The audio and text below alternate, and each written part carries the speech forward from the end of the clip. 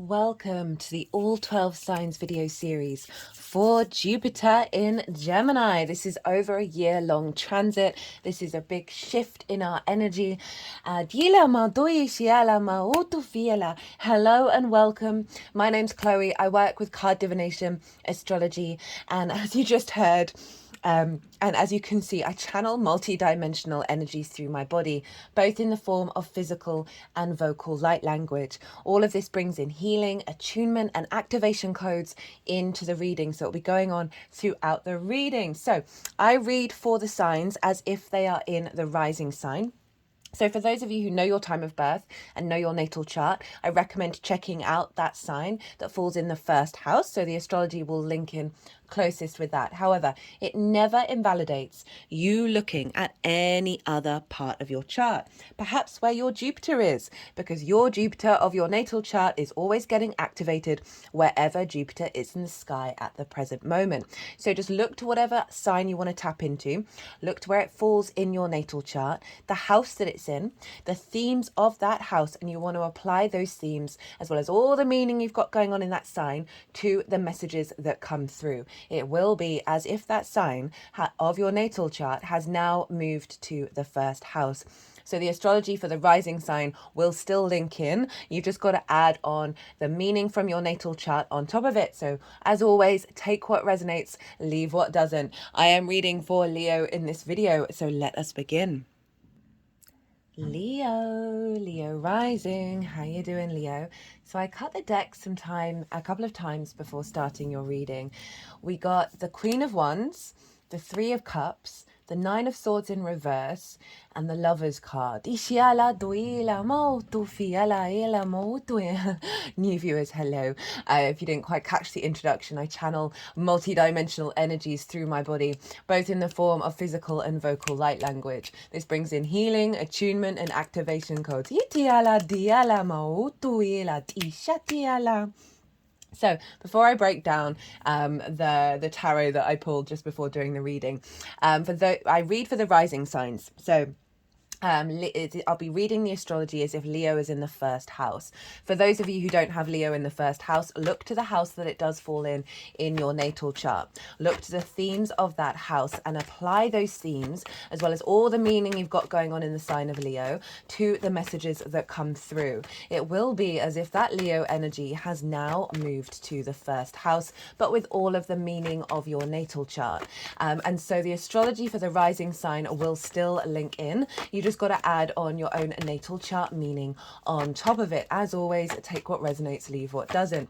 So in regards to Leo rising and where this Jupiter in Gemini transit is happening for you, this is in your 11th house of hopes and dreams, friends, groups and alliances, and reaping the benefits from your 10th house, which is your career, life purpose, visibility, reputation, all of that good stuff. This is the house of good spirits. This is Jupiter's favorite house to be in. So if we think about what cards came through, we had that Three of Cups, a sense of flow, of celebration, of abundance, of connection as well with like-minded soul family. If we think of friends, groups and alliances, right? A sense of being with others and being in flow and feeling the joy and the love of it all.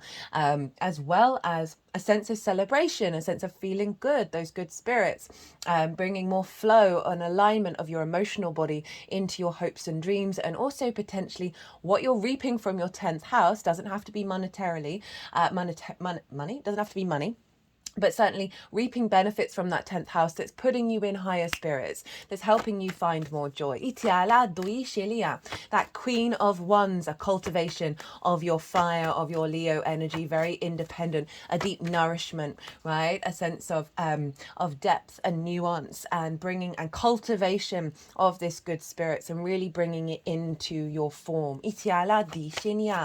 Being able to follow your instincts in regards to those good spirits being amplified.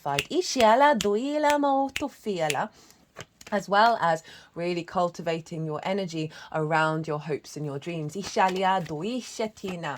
we got the Nine of Swords in reverse, a release away of fear, anxiety, worry, and overloaded of what do I do, what's next, how do I get anything done, and having all that stack of swords above you, so you've got sleepless nights and not being able to focus and be present in the now. That's being released. So there's a sense of perhaps your dreams and your hopes of not needing to worry about the how or the why, and having more faith that these are going to unfold. Also in terms of you know, your worries around your career and your visibility and your reputation, and the anxiety around that, this is falling away. Itiala, social anxiety. Atiala doishina, that Nine of Swords. When you're with friends group, when you're with bigger groups, right? A real releasing of that. Itiala doishinia.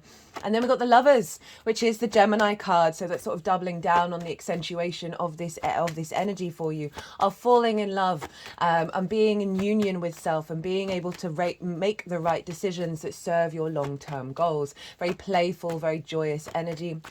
Again, that sense of love and reconnection and interaction with bigger groups, a sense of falling in love with your existence, because what may be coming through from that 10th house energy,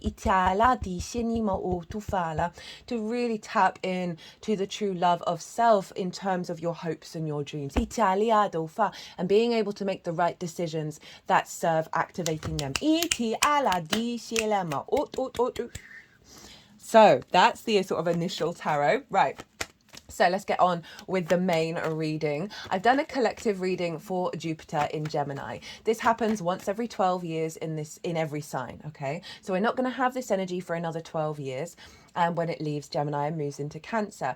You may want to think back 12 years ago about what was going on in your life, what shifted and changed in terms of Jupiter being in this sign.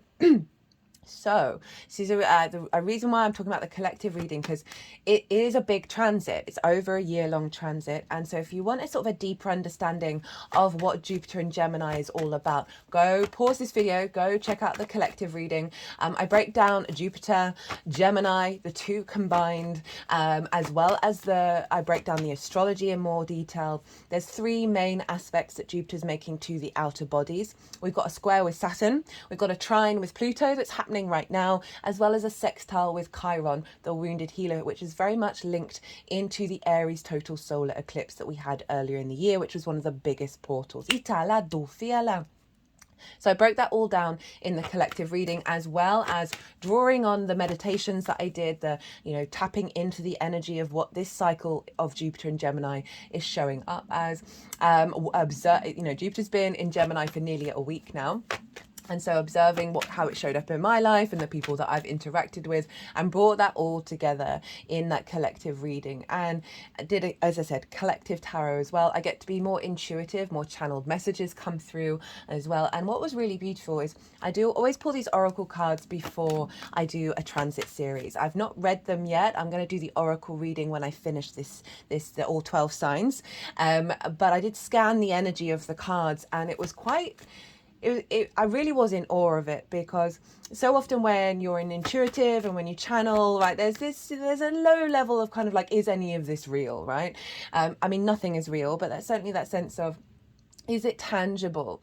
And then I really did see, and this is not from an ego space, just purely from observation, that the message that's coming through in this oracle reading really backed up everything that I'd been connecting to with Jupiter being in Gemini. So it was just really comforting and nice that what I was communicating in that collective reading also showed up in this oracle reading. So in terms of the Leo energy, this is sextiling your Leo energy wherever that falls in your natal chart. A sextile is an aspect of Venus. Right, this brings about creativity, a sense of love and connection, harmony, joy, grace, and play. Itiala duishini. It's a free-flowing energy. It's a soft aspect. It's a harmonious aspect. It's ruled by a benefic planet, a yes planet. And the reason why it's sort of very creative energy is because you're both yang signs. Fire and air are both the yang day energy, the outward world, the outward action, more of the extrovert. But your different elements and your different modalities. So they're baselines in common that they've got with the energy, flow of energy. But then there's this some playful brainstorming, working with different things, but it's coming from a baseline, so you're not having to jump over a lot of hurdles. So that's wherever Leo falls in your chart. You have a very supportive Jupiter over the next year and a half, just over a year actually, to the 1st of May next year. Well, that's less than a year, isn't it? Oh, yeah, less than a May. Is it the 1st of May? It must be. I've written that down. Yeah. No. Ignore that. That's when, I'm sorry, I'm just looking at my dates and didn't write it next to it. That's when Jupiter leaves its retrograde cycle. It's to the 9th and 10th of June, so just over a year. So, what was I going to say? So Jupiter's been hanging out in your 10th house, right? Squaring your Leo energy in the sign of Taurus, and your 10th house is your life purpose, your career, your visibility, your reputation. Jupiter's been expanding the wisdom around your understanding with that career, with that life purpose. They don't have to be the same thing. Hello, Taurus. And Jupiter's very good at elevating and bringing all the parts together in order to help give you the confidence and the abundance to walk your path. To find more wisdom and confidence in your understanding and how you present that, your representation, your reputation and your visibility. So Jupiter's been building that with your Leo energy, right? Squaring your ascendant. And your ascendant is how you embody your sun or your moon in your actions and your deeds, right? It all depends on if you've got a day or a night chart, or which luminary is providing wisdom to your navigator, which is your ascendant, of how you move through the cosmic waters and where you're headed. It's your body, it's your character, it's your sense of self. This is the house of self. And it's often how other people see you, because they see that embodiment. They see those actions rather than what's going on behind the scenes. So you've had Jupiter squaring you in angular houses for the Leo risings. These are very pivotal points, and this square can bring up conflict, drama and frustration. So you may have noticed that over the last year, but inherently for me, the square, Mars is ruled by Mars. It isn't just about the god of war. Mars is the builder and the farmer, our motivation, our drive, our action. So interesting whenever I mention Mars being a builder. One of the energies that I work with at the moment always comes through, and it's the masculine yang energy that's linked into earth protection and earth manifestation. So that sense of the Mars being the protector and also the builder. And so it causes friction, right? And when we have friction, this is when we can create. This is when we evolve. This is when we build. So squares are all about manifesting in the 3D realm. So you've been doing a lot of building work over the last year with Jupiter being in Taurus, and now Jupiter is moved into your 11th house and forming a sextile. Now, as I said earlier, Jupiter, the 11th house is its favorite place to be. It wants to expand, it wants to connect, it wants to raise your spirits, it wants to help you feel abundant, right? So Jupiter, it brings things together in order to elevate and expand and inspire, right? It brings a deep sense of wisdom, of faith, of knowing. And with that knowing, with that wisdom, comes a deep-rooted, integrated confidence. It's a very confident energy wherever it is. And with that confidence, this is when the flow of energy, right, that we have within ourselves wherever Jupiter is, brings about this sense of luck, right, of abundance, of opportunities that can come in because we're more in alignment, we're more confident with ourselves. Things feel a little easier wherever Jupiter is. And so Jupiter's coming along and elevating the themes of this house. So your hopes and your dreams, you are bringing together the parts that you've been working on with your life purpose and your career. And now this, I often find when Jupiter changes sign, we then start to see what we reap the rewards from what happened in the previous cycle. Because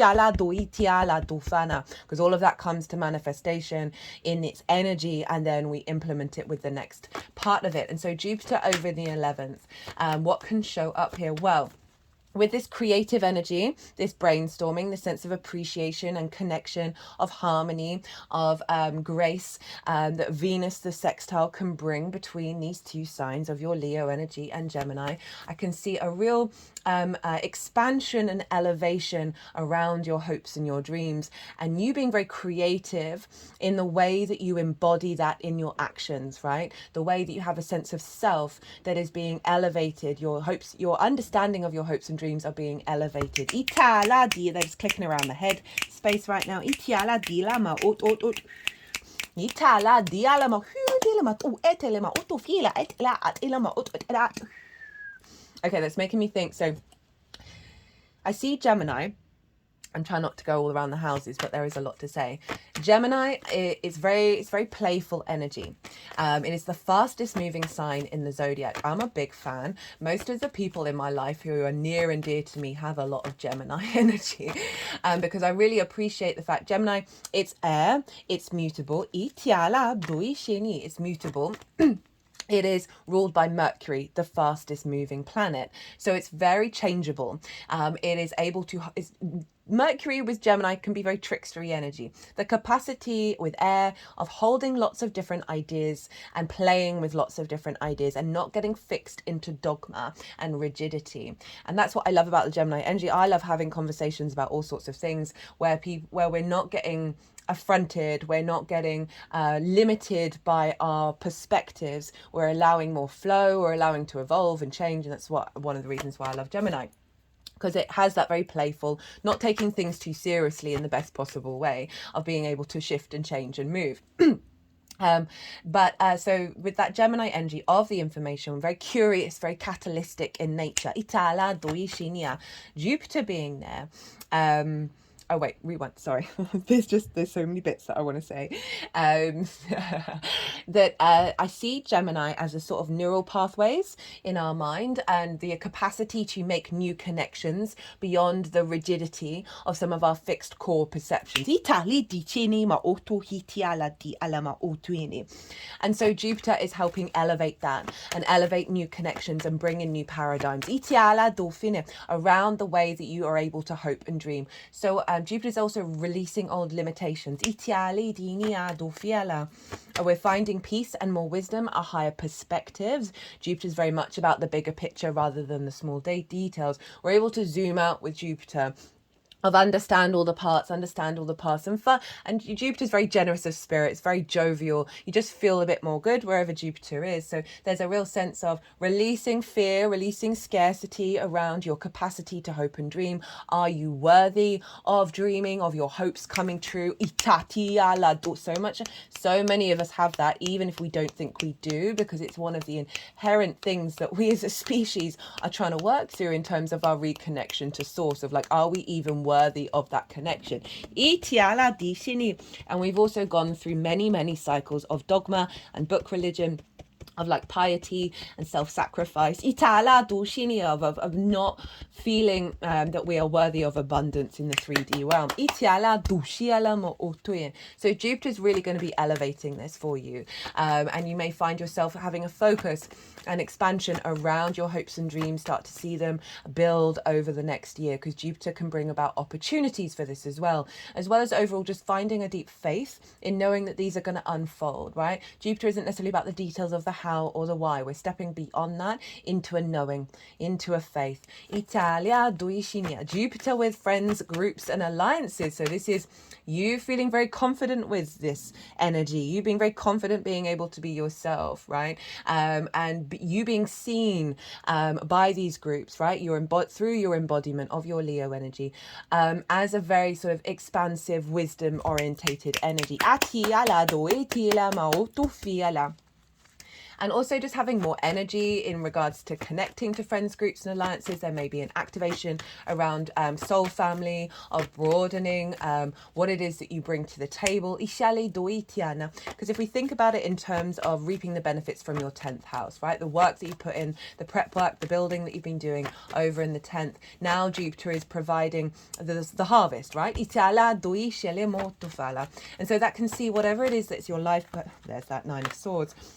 whatever it is that your life purpose is, your career is linked into the sense of visibility and recognition. Jupiter's providing opportunities and expansion around that coming into manifestation. And that can see what it is that you do in the 10th house, being more accessible to bigger groups. Itala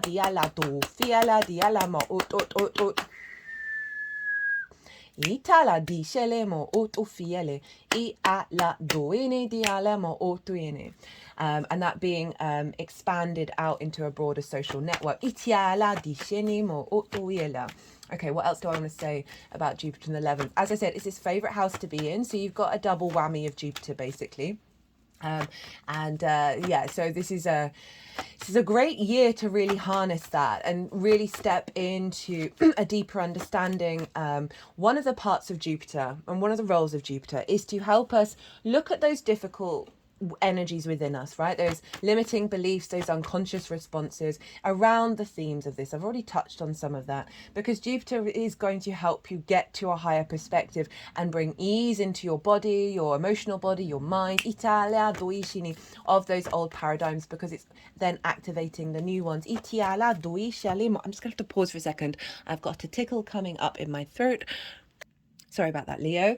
Okay, what was I saying? Yeah, so Jupiter can help us work through those difficulties and then realign us back into our soul's nature around our good spirits. Italia doscele ma otoela.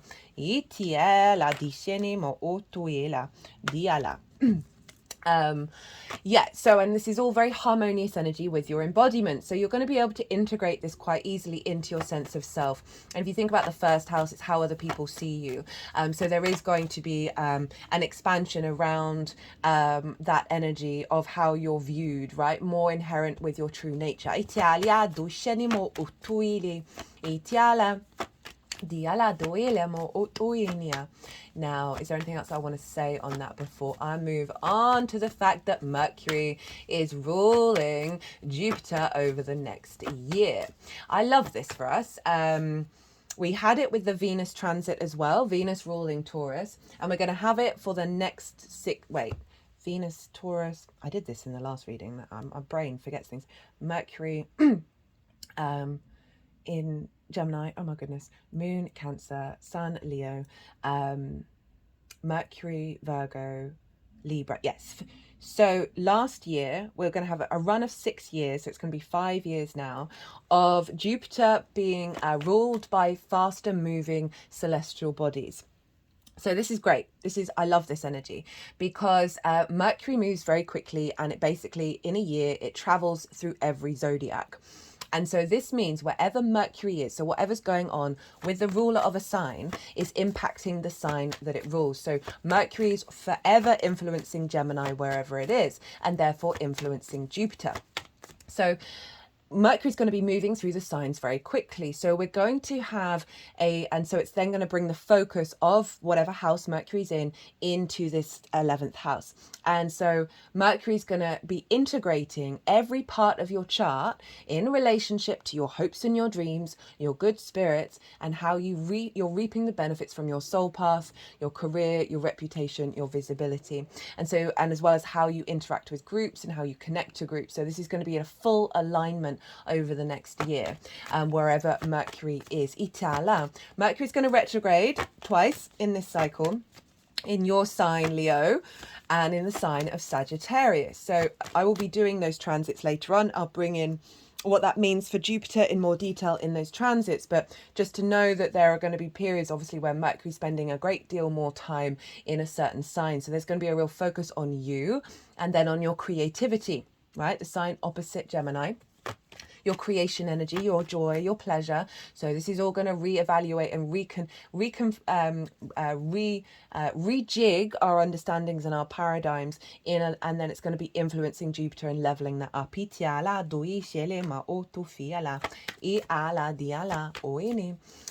that is you'll notice when maybe figure out when I might actually, goodness me, my words are all over the place.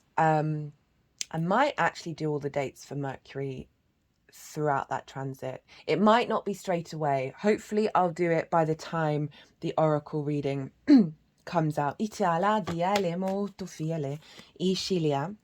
Definitely, I'll put the retrograde dates in, just to be, aware that you're then shifting energy and working with different themes. Itiala, Mercury's going to be moving into Gemini. Itufiliana. Very shortly, we're going to have the Gemini new moon with Venus, the moon, and the sun all conjunct one another. Mercury's going to be there. Jupiter's going to be there. This is a big activation for the next 6 months of intentions around this Jupiterian Gemini energy. The full moon in Gemini is going to be conjunct Jupiter. I'm going to talk more about that in the next transit, which will be the Gemini new moon transit. So we're getting a real focus of what Jupiter's doing in Gemini over the next month. And so you're going to get more clues and understanding and be able to figure out and understand how this energy works for you over the next month. So that's who's influencing Jupiter. Now Jupiter is therefore influencing the signs that it rules, and it traditionally rules both Sagittarius and Pisces. I work with the Hellenistic tradition from over 2,000 years ago as my baseline for astrology, and they use Jupiter for Pisces, not Neptune. And I then put it into my own practice, saw it show up over and over and over and over again. And so that's what I use. And so Jupiter over in the 11th house is elevating and influencing and drawing in the themes of those two signs and the houses that they're in. So Sagittarius, I already mentioned that in terms of the retrograde. This is your house of joy, right? These are both very positive houses in the natal chart. The house of joy is about your creation energy. Everything that I'm going to say stems from that, right? Creation energy, pleasure, not just about romance. This can be in any area of your life. This is about play, amusement, games, children, literal children, your own children you work with, as well as figurative children such as your inner child, and the things you birth into the world from a creative place that feel like children. It's also about romance and dating. And so Jupiter is elevating this, elevating your ability to find joy, to get creative around manifesting your hopes and your dreams, to find play and amusement and pleasure when it comes to connecting to a bigger group. I can also see this as Jupiter in terms of what you're reaping from your 10th house. As I said, doesn't just have to be money, can be many other things. It's giving you more pleasure in life, more joy in life. So you can focus on that and bring that energy into your environment. Rather than perhaps being in fear and worry and anxiety, there's going to be more flow, more abundance, more expansion.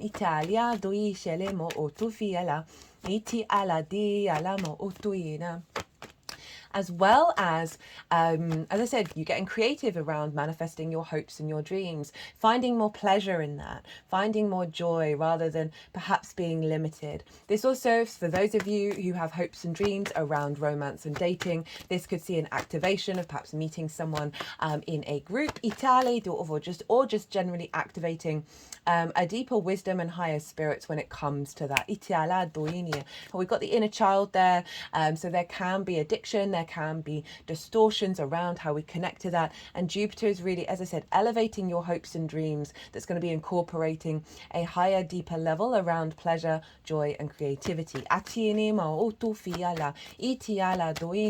Pisces is over in your 8th house, the house of transformation, the house of the outside world's resources and how you interact with them.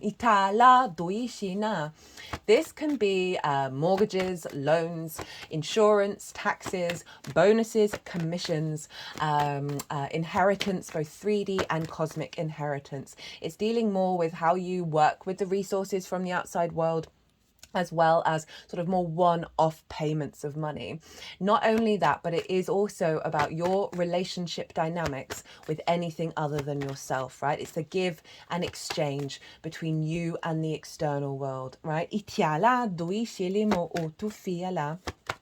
So this can be time, money, things, energy, intimacy. We can have some distortions here around codependency, taking too much, giving too much, a scarcity mindset about resources that are available, a level of disconnection, recreating love languages that are recreating unhealthy relationship dynamics. And that's why it's the transformation, because whenever we interact with anything other than ourselves, we have the capacity to transform and evolve. It is also a very, very magical house, right? Edgar Cayce, a very famous psychic, had a stellium up in the 8th house and was able to utilize the resources from the multi-dimensional sphere, right? So Jupiter is influencing that house, is elevating that, is bringing those themes into alignment with the work that it's doing over in the 11th house.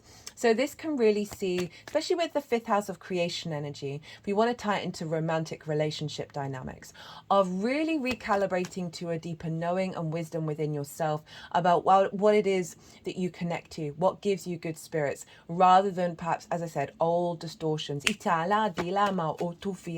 that have been blocking your ability to manifest perhaps a hope and dream that is often maybe felt out of reach.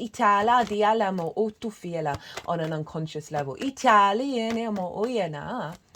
Jupiter also has the capacity of bringing in the resources, whether it's on this dimension or the other dimensions, bringing in resources from the outside world, elevating and moving away from a scarcity complex that is then going to facilitate activating your hopes and your dreams. In terms of reaping the benefits from your 10th house, this may see an elevation in the amount of bonuses or commissions that you get, as well as collaborating with other people and their resources that elevate both your hopes and dreams and their hopes and dreams, a real expansion around that, that's then bringing in more perhaps downtime and more creativity. I could see this as a big collaborative group. Building something, working on something, heightening and building your relationship with source, that is allowing you to then feel good in this 3D world.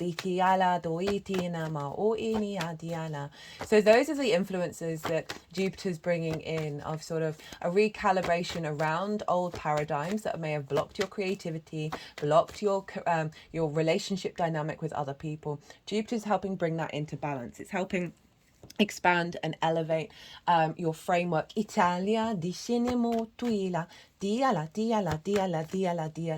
And it's bringing in discernment as well. So with Gemini energy, and I brought this up in the collective reading, I was talking about the neural pathways and new pathways. Jupiter's going to be expanding our capacity to connect the dots and see the synchronicities, right? Do you know when you hear something and it's like it's alive, it's electric, and then your brain feels electric at hearing it's like a jigsaw piece that's just gone zing, that was meant for you, right? Jupiter, we're going to be engaging in lots of different information. We're going to be very curious, very playful about ideas, being able to shift and change and be able to evolve rather than, as I said, move out of that stagnation and that fixity of I am who I am and that's never going to change. Well, there's a part of you that is inherently source, that always is and always will be, but source likes to evolve and change. It's the capacity to change your mind. Anyway, Jupiter, we're going to be playing around with lots of information, but Jupiter is going to bring discernment, right? So you're going to have the capacity to engage in all this, not get entangled in it, and then discern, okay, well, what is the information for me in my journey and how I want to evolve and grow? And so we're going to really see a heightened connection around those zings, those synchronicities, those moments of catalytic change that set your path in alignment. Around those hopes and dreams, around who you connect to, right? I can see this is you being in a big group of people and just being able, having the inherent capacity to understand who to be drawn towards, right? In order, what connections to make. And perhaps people being very much drawn to you as well. And again, it's moving away from that fear of, have I done the right thing? Am I doing the right steps in order to bring in my hopes and dreams? Jupiter's just easing that and giving you more confidence. Now, so Jupiter's influencing those two signs as well as bringing those themes into what's going on. Jupiter is also square Saturn. This is the only aspect I'm going to talk about. Actually, I'm going to mention Pluto. So Jupiter and Saturn have been sextiling each other the whole time Jupiter's been in Taurus and Saturn's been in Pisces. As says sextile, as I talked about earlier, very creative, very connective, very inspirational. And so you were sort of building, you're figuring things out, you were connecting, finding appreciation and value between your understanding of your life purpose, your career, and how there's been a level of leveling up around your authority when it comes to interacting with the outside world. So you're gaining confidence and a sense of appreciation and value for your life path, for how you're moving forward. Itiela, and seeing that feedback with the outside world as well, although there will have been restrictions and limitations because of Saturn. Itala, dishalemo tila. Now they're moving into a square. These are the two gas giants that are visible to the naked eye. And so there's and they are longer term cycles. So what they're doing is activating longer term patterns, right? So a lot of the work that you may have been doing energetically with these two planets isn't necessarily going to show up in the speed that other transits do. Italia, Dushini. You've been laying down the groundwork, right? And now they are moving into a square. As I said before, square ruled by Mars can bring up some conflict, drama, and frustration. So be mindful of that. Be mindful of an awareness of old relationship dynamics that are no longer serving you, but that are part of your karma, and making peace with them can show up, that may be highlighting and helping you understand, oh, that's not my vibe anymore, right? That's not what I want anymore. They're not my hopes, they're not my dreams. And Jupiter helps give you the confidence to make peace with it, and then be able to embody what it is that you want, because you are being shown that which you don't, right? So often when we've got really ingrained programming, we don't even notice it. And that's when the square and the conflict that can come up, or the frustration, is letting you know, oh, that's no longer a very comfortable thing in my body. That's something that is now causing discomfort and uncomfortability. And now I'm going to work on letting that go. Italy dilemma, and stepping into the new paradigm. Now, it's about building. And so you're going to be building between Jupiter and Saturn with the outside world's resources, with source. Italia, tu fielemo o tu ila. Diala, you also would have seen with that sextile a lot of support coming in from source, whether you're conscious of it or not. Itiala, diala mo otufa. So Saturn and Jupiter are building. They're creating. Your actions and your drives are being influenced by these gas giants in regards to now feeling a bit more good about where you're headed and what it is that you're doing. And Saturn making that magic of Pisces real, right, over in the 8th house, making you be able to stand in your own authority when it comes to understanding yourself in regards to the outside world, right? The relationship dynamics.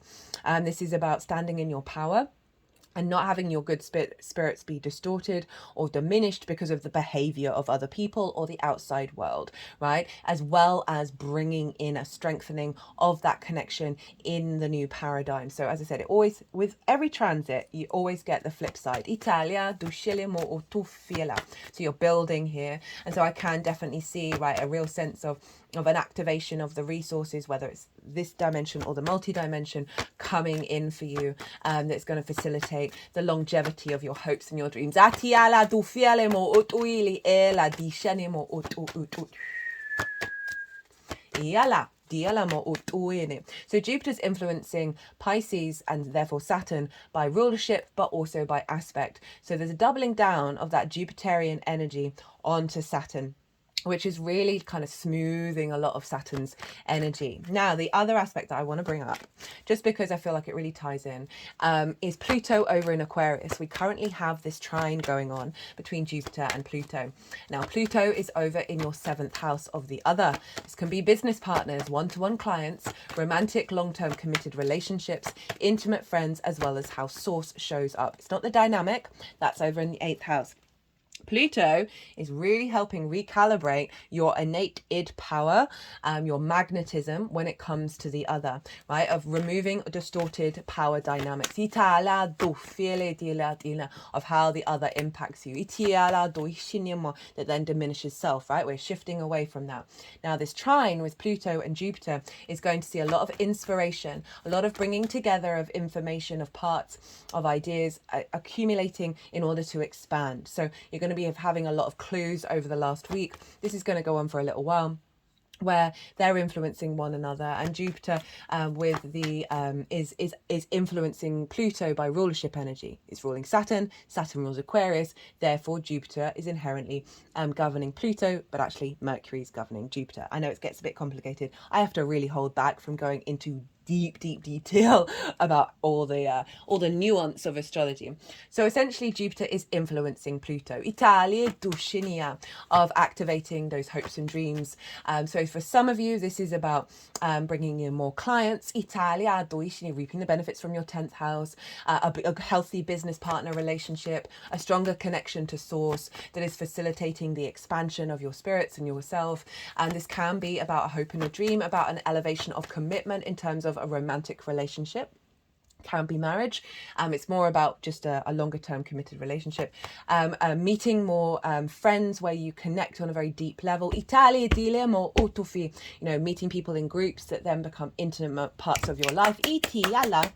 You've got an expansion there, and you've really got a wisdom around what it is that you're drawn to in another person, and how that's being elevated. Itiala di shalemo tuila. Itala. Utufila. Speaking of Aquarius, Itiala. There's that King of Swords. Dufiana. Okay, what else did I want to say? Look to where your Jupiter is in your natal chart. Look to the house that it's in, the themes of that house. Those themes are likely to play a prominent role in what Jupiter's doing over the next year, because your Jupiter always gets activated. So this can be really helpful to add on a personal layer beyond this general reading for the Leo risings about what's showing up for you, right? You can then, if you're tapping in and working with the energy of Jupiter in Gemini, to bring those themes into the work that you do and your manifestation and sort of the energy cultivation. If you want a deeper dive into this transit, it's in its favorite house. This is a pretty powerful transit for Jupiter, and you're not going to get it for another 12 years. But I'm not saying that to scaremonger. If you feel so inclined, right, my website is in the description box and my email address is there. If you want to, I love tailoring to a client. We can deep dive into this transit based on your natal chart. You send me an email or leave me a voice note on Instagram, give me some context and I'll get back to you. And yeah, only if you feel so inclined. Okay, they're still shuffling and I feel like there are some more cards that want to come out. In the description box are all the dates. All the dates for Jupiter, the main core aspects that it's going to be making throughout the year with those outer planets of Saturn, Pluto, and Chiron. Now that Chiron energy is important because it links it back to that Aries total solar eclipse, which is one of the biggest portals of the year that we've been working on. Now I've put the key dates of when the exact aspect is happening, but always bear in mind there's going to be a lot of energy in the lead up and afterwards with the orbs of those aspects. And I will get round to putting in the Mercury, at least the Mercury retrograde dates in there as well.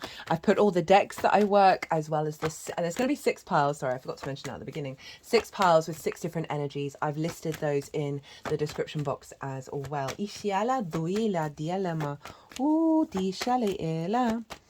That reminds me, if you didn't catch the Sagittarius full moon, well, there we go. That's plenty. Itiala.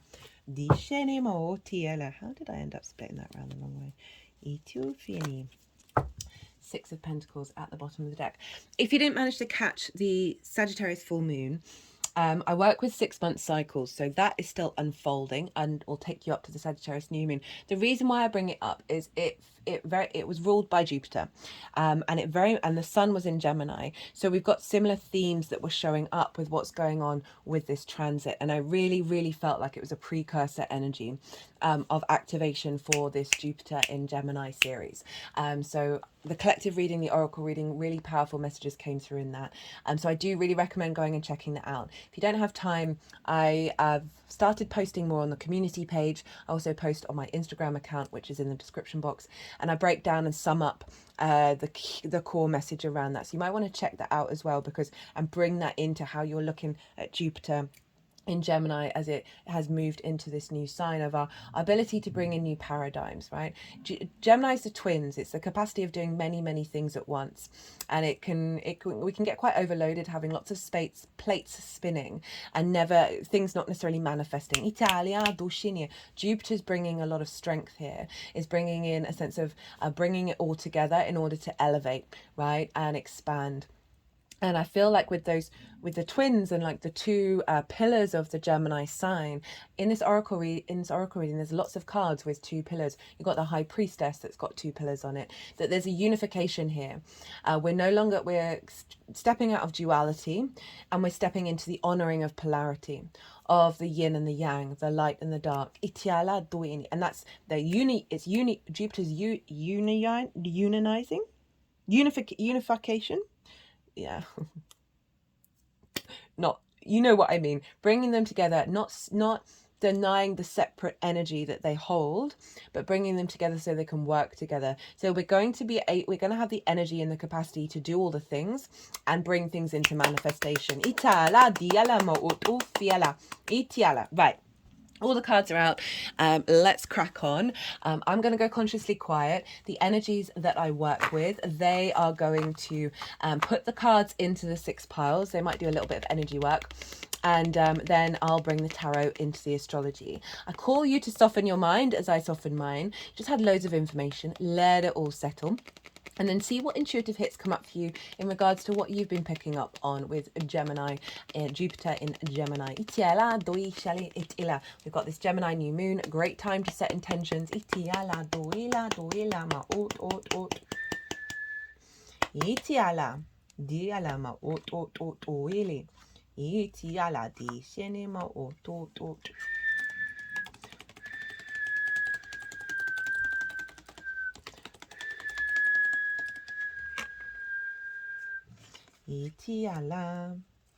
diala, di elema, di ela, di sheni, diala, di ela,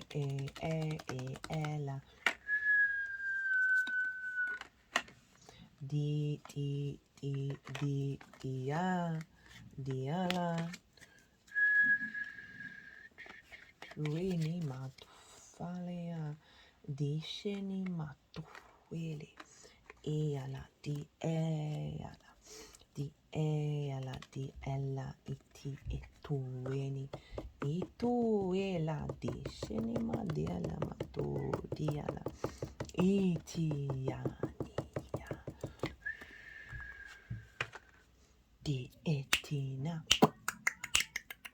diala mo utu fiala Iana Itiala di anina di ala nemo uina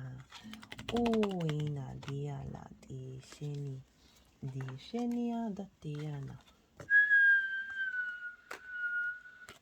di ala di ali eliat da cetina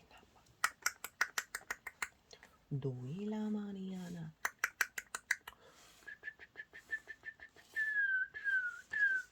Diana. Okay. Leo, let's crack on. Isha tatiala la utufia la la ma ut. So, the overall theme of this transit. We've got the 3 of Wands, the Hierophant, the High Priestess, and the Chariot. So some big guns coming out with the major arcana. Not surprised with Jupiter being in the 11th. It's, as I said, favourite place to be. So the 3 of Wands. This is a very confident new cycle for you.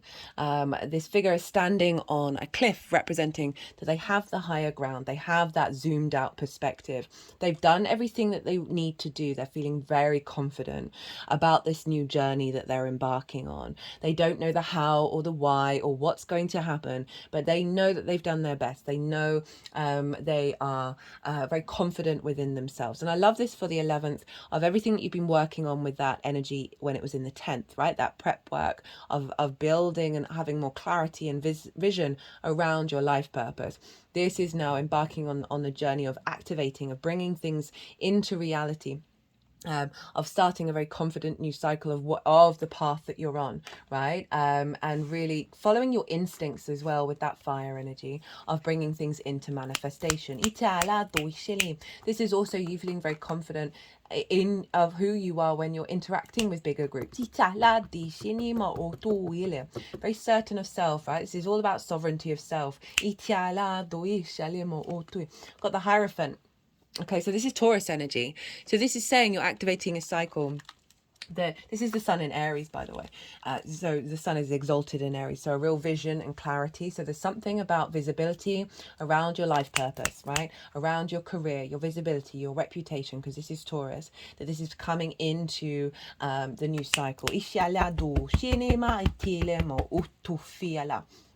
And activating some expansion around that. The Hierophant is the only figure who is communicating and talking to other energies, right? You see here they're talking here, and it's the Pope, right? So there's a level of your embodied wisdom, of connection to source, connecting to yourself, that you are then sharing that with other people. So if we think about friends, groups, and alliances, there's something about your ability to bring your energy to those groups and being heard and being listened. Oosh, big energy release at that one. And the whatever it is that you do, right, you've now got a certain level of keys to unlock things, and so this can be in any way that help other people access those keys as well. There's a level of commitment with the Hierophant, right? So there's, it doesn't just have to be about work. This can be about a level of ingrained wisdom that's going to be embodied with this transit around your good spirits and a commitment to that.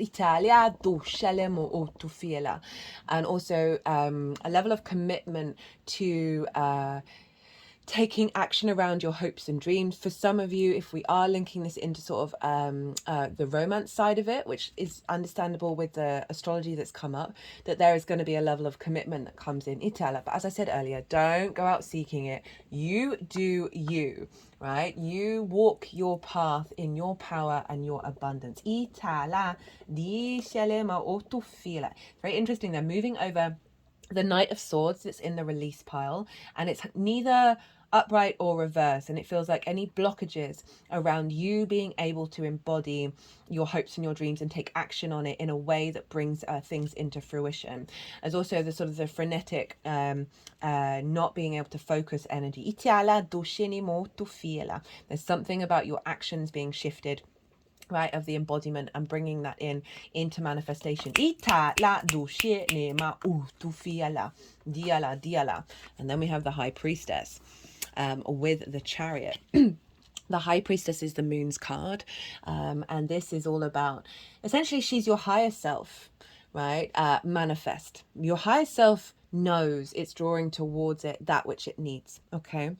And so she knows there's a deep spiritual knowing within her, a deep faith.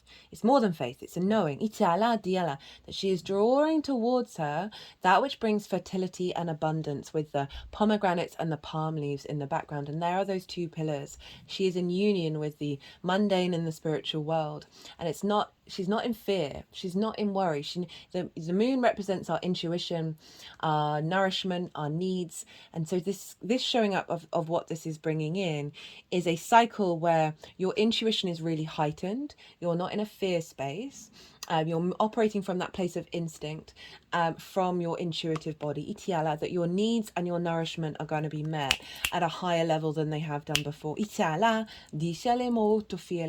also very much see this as a heightened activation of your psychic abilities, along with Saturn over in the 8th. I believe we're all psychics, we're all channelers.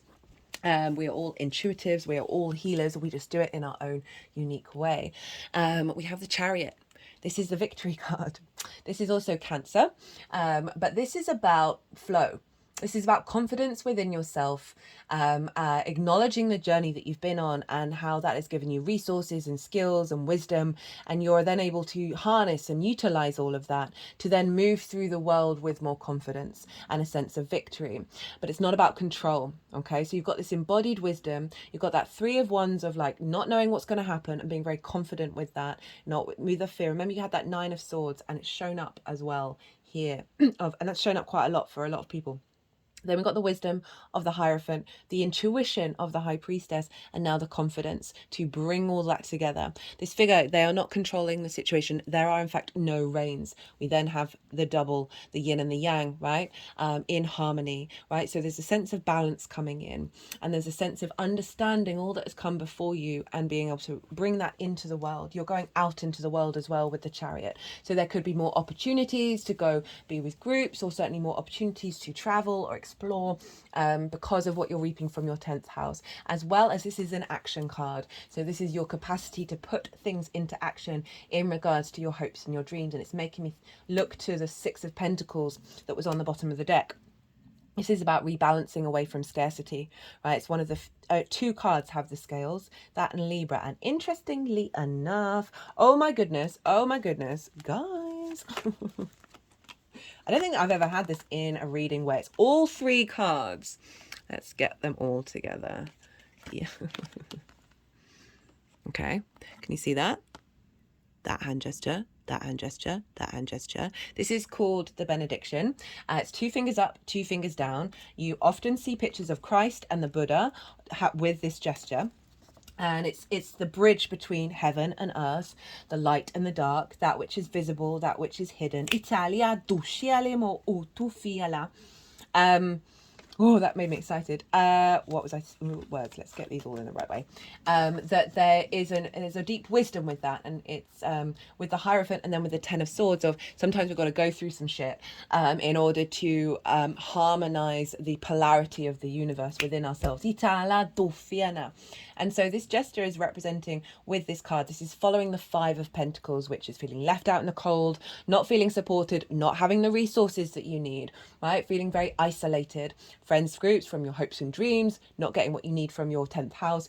The Six of Pentacles is like, this is coming into balance. You are now going to be in receipt of things. Doesn't have to be money, can be money. Itali di molto fiera. Can be many, many different things that gives you a state of nourishment and a sense of expansion. So, what's being activated? We have the Fool, we have the King of Pentacles, and the Four of Wands. So the Fool, what's being activated is you moving through the world from a new frequency, more in tune with your soul. The Fool has just left the village. It's going out to explore the world. It sees life as a permanent state of curiosity, the good, the bad, and the ugly. It's operating from the heart space. Its chest is really far forward. So your heart is pulling you forward. Your instinct via your heart is taking you out into the world. There's an element of naivety to the Fool that we should never discredit. It's about to leap off a cliff. It knows fundamentally that a new reality is going to appear beneath it. So there's something about, again, releasing the old paradigms, opening yourself up to a new perspective that is more curious, that is more open, that is more at peace with what's going on in the world, and that there's going to be a new framework coming in, right? Away from that Five of Pentacles. Itala disinimo tuila. Itiala. Yeah, so a whole new framework in the way that we look at all of those things that I talked about. Then got the King of Pentacles. I love this, right? So this is big manifestation energy. This is one of the most abundant cards. The King of Pentacles holds the golden scepter that Venus holds. The Empress holds, so representing creativity, fertility, abundance, feeling good in the 3D realm, the house of good spirits. And you see all those grapes, they represent the harvest. They represent things coming into fruition, that things will manifest. This figure is like hanging out in a really opulent garden with a massive castle, right? So I did sort of say there might be some building energy going on. So there might be something around that. But overall, the King is about being able to take sovereign action that creates and builds in this world and brings fertility and abundance in the material plane, right? So if we look at your hopes and dreams of the capacity to put things into action, also very mature energy, very sovereign. I can see friends, groups, and alliances seeing you as this sort of abundant energy that is that they are drawn to, right? The kings give advice. They solve problems. Also, It's got the bull on it, so it's Taurus energy again. So doubling down on your capacity to act and manifest based on the work that you've been doing over in your 10th house. Also, the king's able to put things into being. You know, thinking about having more resources in order to take those actions. We then get the Four of Wands. So this is all about the harvest. This is the way that I read this card. So this is about bringing in the harvest and the celebration around that. But it also implies the duty and the dedication that you've put in over time in order cultivating those vegetables in order to get to the harvest. So what this is activating is if you felt like you've been putting in that work, but there's never been a celebration, there hasn't been a milestone, there hasn't, you know, with like-minded people and being able to celebrate the work that you've done. And this is activating a cycle of that. It doesn't mean that it isn't about putting in the work. It's a wonderful thing to do, but there's a sense of there is going to be celebration, there is going to be abundance, there's going to be milestones for some of you. And I'm always really wary of saying this because not everyone's looking for it, and I don't want it to be the predominant focus. This could be marriage or a level of commitment because it is about a milestone, and that can come in many different forms.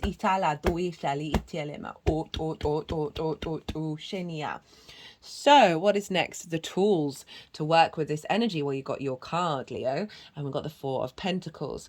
So how to really tap into this, how to elevate this pretty damn significant transit that you're having. We've got strength.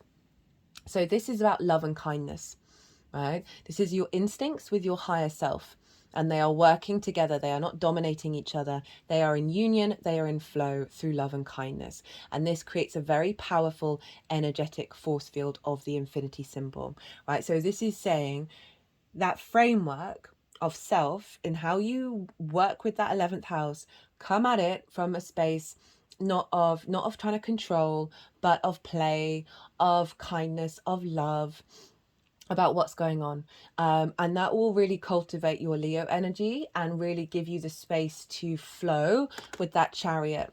There's also a sense of, this is in the Aleister Crowley deck, it's called lust, as in lust for life, and how we access that lust for life is by embodying this infinity energy of love and kindness, of respect, and of a curiosity and playfulness. So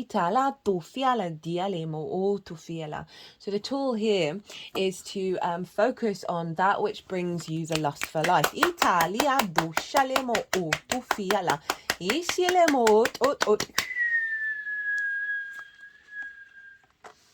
Pretty powerful. There's a vulnerability here and a courage, right? Of being able, you know, I'm thinking of that Fool card actually, of seeing every situation as curiosity, and coming at every situation with that love and kindness. It doesn't mean that you don't have preferences, but the more that we frame our environment and our perception of the environment as something that is not in conflict, the more that the universe then responds. Your other tool, it's one of my favorite cards at the moment, is the Four of Pentacles. So I read this a bit differently to most tarot readers. This for me is about, it's bringing in an energy and an understanding, and this is to focus on this, maybe do some meditation. For some reason it's not surprising, we're doing a link with Jupiter. I've been talking about meditation in all of the signs. Of this is about your internal soul energy being protected and in its own sovereignty and not distorted by the external world. So then you have the capacity to build in the 3D, to bring in security and safety and a sense of structure into the 3D from your soul's frequency. Weirdly enough, the universe woke me up at 4:44 a.m. exactly this morning. And it was one of those things where I was like, cheers. But it's interesting that the Four of Pentacles has shown up. That this pentagram, Venus forms a 5-pointed star in her retrograde cycles. She wants us to feel good in the 3D world. It's protecting the feet chakras, the heart chakra, and the crown chakra. There's an element of protection and also drawing in abundance. This figure is wearing a crown. That's the sovereignty. And so this is a real sense of bringing, using this as a tool. Say you're feeling distorted, right? As well as maybe if you're not, doing a mindful meditation of, it's not that you're not going to be influenced by the outside world, but the outside world's energies is not distorting your good spirits, is not distorting your soul's hopes and dreams, which is yours. We've just got a lot of layers on top of it. That it might be good to do some practices maybe when you go out in the world, or in the morning, or in the evening, or all three, and just acknowledge that your energy is sovereign. Itale tu shi tatiala tu ela utu fiala dishiala ma hutu fiala.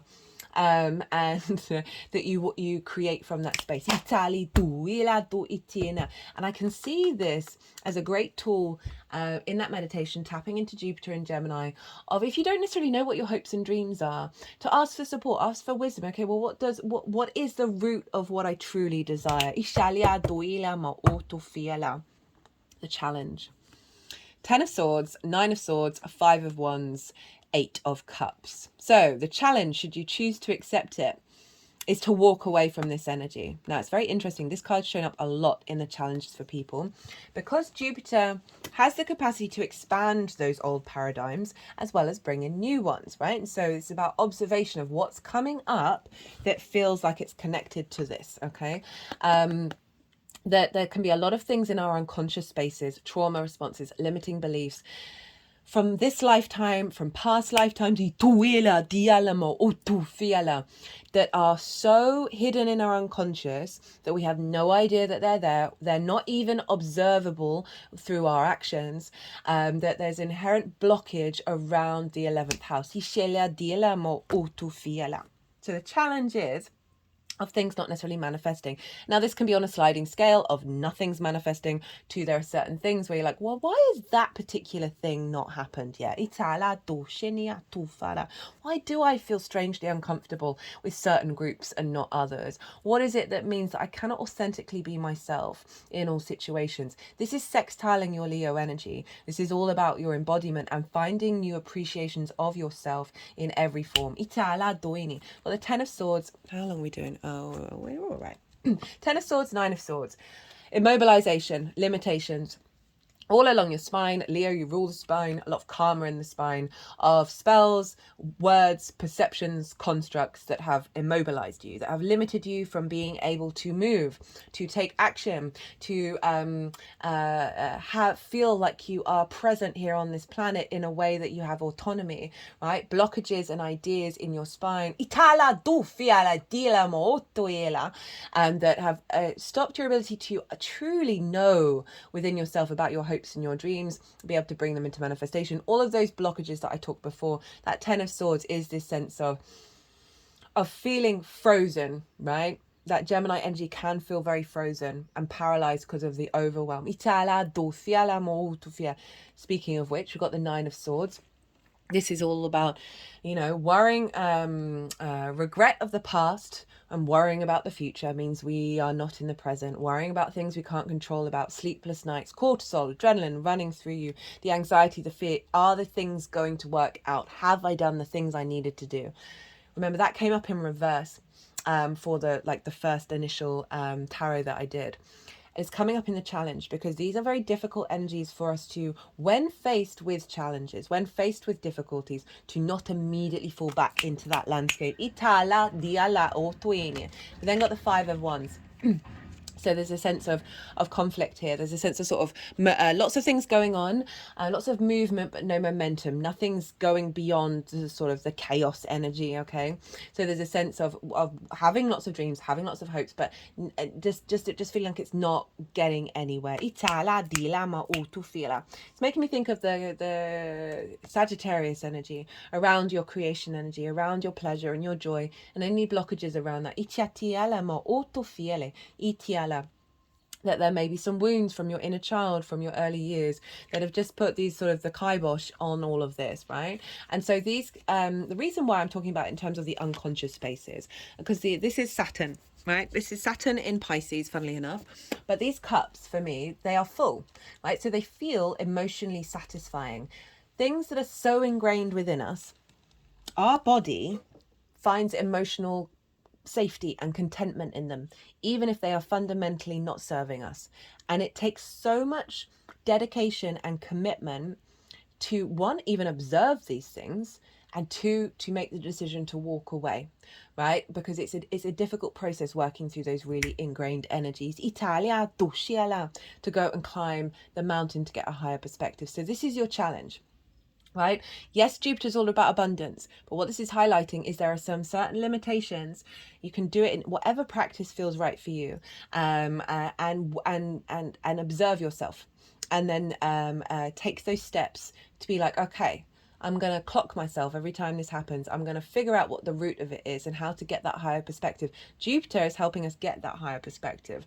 Saturn in Pisces, so this can be about relationship dynamics, right? However they've shown up in your life, as well as scarcity around resources, old mindsets of I'm never going to be abundant. I'm always going to be in fear. I'm never going to be able to do the things and go the places that I want to do, and everything's always going to be conflict. So there's also an eclipse. So it's making me think about the Aries Libra eclipse. Aries is over in your 9th house of your perspectives. They're just sort of hitting the head. Aries rules the head. So funny when they hit me. As well as that Libra refinement of your how you find meaning in the day-to-day and moving away from these things. So just bear that in mind. I'm not saying it to scare you. It is all part of the polarity of existence. But that's your challenge, right? to have a look at that, and use Jupiter to help get you that higher perspective. Your opportunities are the Ace of Cups, the King of Swords, the Page of Wands. Now, I just want to go back to this Knight of Swords, right? This is what's being released with this transit. There's several messages with this one. As I said earlier, a blockage around, because this is very Gemini energy, a blockage around knights embody their element, they embody their suit. So this is about the embodiment of your hopes and dreams, being able to put things into action, being able to move around, take action because of what you reaped from your 10th house. You truly being your true self in friends, groups and alliances, and like that full embodiment. There's also an energy, so that's been blocked. It's when it's like this, and so this block is being released. And I also get with this is the clarity and the vision to act, right? And the determination to step into this 11th house, the house of good spirits. A blockage around fully embodying that. Also, that Knight of Swords can be a bit fool's rush in. It's I don't often read it this way, but it's got the same clouds as the Five of Swords. So there's an element of conflict, right? Of immediately jumping to conclusions based on these perspectives. So it feels like your body is going to catch up, is probably going to preempt you over your mind in terms of the release of these things. So it's about putting this into practice. It's about putting the embodiment of the opposite of this into practice. And I like that. Okay, so Ace of Cups, King of Swords, Page of Wands, the opportunities coming in. Well, we have the opportunities of abundance, of peace, right? A sense of overflow, of feeling good, of like emotionally connecting to your spirits from a place of love, right? There's going to be opportunities of renewal around your connection to all of those themes of the 11th house. Rather than being in scarcity, there is abundance coming in, that you're going to feel good. This could also be offerings of love, whether that's offerings of love in terms of your hopes and your dreams, of love of what you do in your 10th house, a deeper connection and love with bigger groups and soul family. But there is opportunities coming in of an overflow, of a renewal, of a refreshment, of you finding peace in these areas. And it's come with the King of Swords. So again, this could be about this is Aquarius energy. This could be about source, a reconnection of love with source, as well as a more of a committed romantic relationship for some of you. I can't not talk about it, especially because Jupiter's elevating your 5th house of your creation energy and your pleasure, right, and love. as well as clients, right? This could be clients coming in, more opportunities for connection, emotional, intuitive connection, that is bringing in more of you being seen in that Aquarian energy, right? Of confidence, again, of people coming to Kings for advice, for the vision that you have to offer. Each year, again, reaping the benefits from your 10th house, being more confident in those groups. And then we've got the Page of Wands. This is about opportunities. This is about messages and communication around your passions, your drive, your confidence within yourself, and also new ways of looking at your fire sign, at yourself, new opportunities that are connected to your embodiment of self. Dina, with those groups, right? That Jupiter's bringing in more experiences, and this can be about your creativity as well. New messages as well. So again, sort of connection to source can come in with that one, as well as like you being able to communicate from a place of love with clarity to friends, groups, and alliances. Opportunities around your hopes and your dreams and the manifestation of them. Speaking with more confidence. Right, I'm gonna get some 2 oracle cards. This first one is going to be, this is from the 4 Agreements Oracle. It's one of the few books that I recommend, just because I've got, we're all here to figure out life for ourselves, right? Rather than be dictated to. But I find the 4 Agreements, it's very short, and the more that if you apply those 4 agreements to your life, everything just starts to unfold. This was given to me by a Gemini rising. I've always felt it's a very mercurial deck, and then I looked up the chart of the author, who has a Virgo sun, also ruled by Mercury. New opportunities around the, so it's communication, it's an exchange, it's, you know, messages, Mercury, of like relationship dynamics. And you being confident, engaging with that.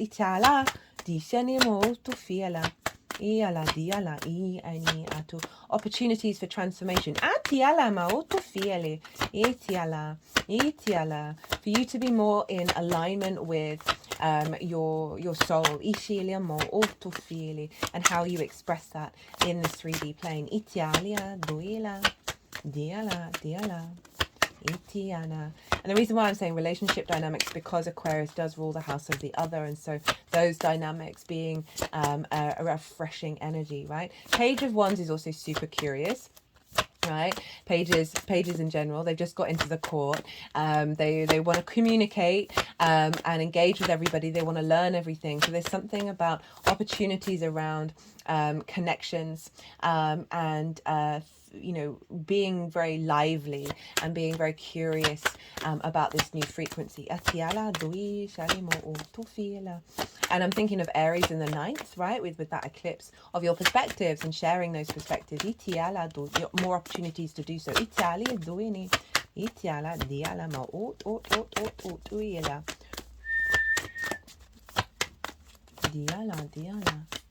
are we doing? We're all right. I think Virgo's was an hour and a half. Oh, I was so happy when the original, the first couple of videos were 40 minutes. I was like, finally, I've managed to get videos under an hour. Okay,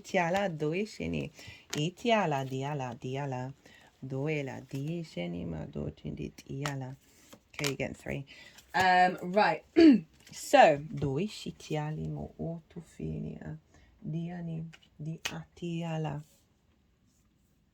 so the first one, the 4 Agreements. Oh, so this is the Shaman's Oracle deck, which I feel very Jupiterian, of sort of the more faith, mystical, unseen energy that is that is weaving around us. Always do your best. Don't overdo. Always do your best, but don't overdo. When you overdo, you deplete your body and go against yourself, and it will take you longer to accomplish your goal. So this is about cultivating your energy, a releasing of that 10 of Swords, that 5 of Wands, and that 9 of Swords, of allowing yourself to settle and find and enjoy the ride. I just wanted to get one more with that one. Don't make assumptions. Say goodbye to sadness and drama. All the sadness and drama you have lived in your life was rooted in making assumptions and taking things personally. The whole world of control between humans is based on that. Take a moment and consider this. So this is about releasing of control and not thinking that you've got to do all the things.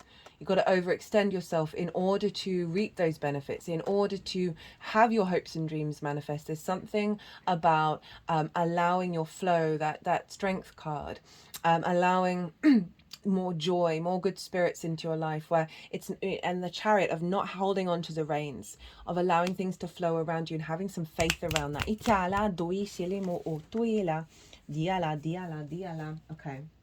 right, I'll try and be quick with these ones.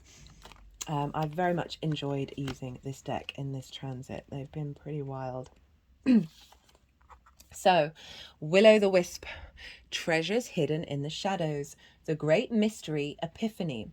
Will-o'-the-Wisp hovers over her luminescent glory above the twilight moors of your life, whispering for you to step into the fog, into the mystery, the unknown. You may have been visited by her before, but though intrigued, you refused her invitation. It would be safer, you decided, to remain on the journey you know. While you always have a choice as to whether to follow her or not, you never know when you might encounter her again. In this sense, turning away has its own consequences. Why is the known so appealing? It's only when you wake up to its restrictions, its soft prison or golden cage, that you realize there must be more. Will-o'-the-Wisp has come to you once again to offer you magic, but you will have to sacrifice certainty in the pursuit of adventure. Okay, so they're focusing quite a lot on that challenge energy, and it feels like the known is the old paradigm that, again, we feel so confident that how can we trust it not always going wrong? If that's what you faced, right? It's going to be in various scales. How can we trust that things might turn out okay? Itala, that's could be, oh, I'm feeling a very unsettled energy in my body. Itala doi shinia. To sacrifice certainty in the pursuit of adventure, your comfort zone for the dangers of discovery, your well-trodden path for the detours that may very well lead you astray, or will they? Can you accept that losing yourself will bring you closer to your true self? The profound shift of an epiphany can occur only when you risk the detour and enter the unknown. Very mutable energy of the side quests and the shifts and the change. Now is the time to trust higher forces. And as a fixed rising sign, it can be really difficult to access that. Now is the time to trust higher forces to lead you into this place. These worlds hidden at the threshold between what was and what can be. Here is where you will learn about your own unmaking to unmask yourself. Love what you discover, dark or light, see it all as divine, and find a quiet, thrumming power waiting for you to channel it into the world for good. The treasure you find, filled with the wealth of love and kindness, hello, strengths, true prosperity, is ripe to share with others, groups and alliances. She is here for you now. Will you accept her invitation? A great bounty of goodness awaits you. Yeah, I really feel like the House of Good Spirits, right? It can be difficult for us to genuinely embody that and genuinely have trust and a faith and a knowing, Italia dui scelema o tu fiela, of that. And it may take some layers to go through. It's certainly been through my own journey that I realized with every layer of, oh, I feel like I'm embodying a certain thing, I then get a deeper layer and a deeper layer where then I no longer even think about it. So this is a process to work on. Itali diala mo uto fiala diala. The galactic mushroom, the divine matrix, which we have here. We have this card here, which actually came up in the Pluto reading, the initial Pluto reading. The divine matrix, the intricate complexity of life. You might have been thinking and acting like you were the only one in the dream creating your life. The galactic mushroom arrives as a playful yet potent reminder that you need to get with your higher power. The universal laws are not for your benefit only. The law of attraction does not exist just to serve your desired outcome. The matrix of consciousness, called Source or God, Spirit, and many other names, is intricately woven into life. There is so much complexity that the human mind cannot comprehend all the moving parts. It's impossible to see beyond what you already know. Itala tu fati animo tu fiala. Just as the head of the mushroom is clearly visible above. I just heard the phrase let go and let God, which I have never said. Above the soil, but not the living biome below. The thread-like mycelium of the fungi forms vast, intricate networks underground, connecting different life forms with one another in a kind of internet of the plant kingdom. Imagine the divine matrix serving the same way, connecting the individual consciousness with that of the divine. The galactic mushroom reminds you that your dreams and desires are heard. Oh, how perfect for the House of Hopes and Dreams. This is a call for faith and trust. Shut the front door on the way out, spirit. Whatever intention you hold consistently with hope and faith. These oracle cards for every reading they've blown my tiny little mind. Whatever intention you hold consistently with hope and faith, Firth manifests in the unseen realms, whether or not you can see it working on your behalf. Eventually, you see the evidence play out in the serendipitous events that work in your favor, seemingly outside the law of cause and effect. Your most beautiful results are being birthed right now, not just for you, but for the highest good of all. So again, combining everything of that, letting go, of moving past old paradigms. Interestingly, Saturn is cause and effect, but it's over in the sign of Pisces. So it's shifting our understanding of the rationality around cause and effect. And Jupiter's really accentuating, hey, no, we're going to dream big, Itala Diana, and have a faith in it. And that faith that's being instilled in you, it's going to be a bit disorientating, right? A lot of old stuff may come up, but these cards are just doubly confirming this sense of breathe and flow and be playful and curious and open. And not, is it all going to work out? Can anything happen? Is everything okay? Jeweled web, connectivity, no separation, the feeling state. Approaching any oracle requires you to come in with certain expectations. You're either looking for confirmation of what you already know or attempting to shed light on what alludes you to the obvious path you're on. You're asking whether you will reach a desired goal of some kind. You're rarely able to see beyond memory or projection. And so, naturally, everyone comes to the oracle with a narrow perception of what's possible. Just heard dream big or go home. Remember, you're not getting this for 12 years, Leo. Imagine the answer to your question is not about landing at a particular destination, meeting a goal, connecting to a special lover, reaching an end game, or experiencing anything specific. Instead, you discover a shimmering web of jewels you didn't know existed.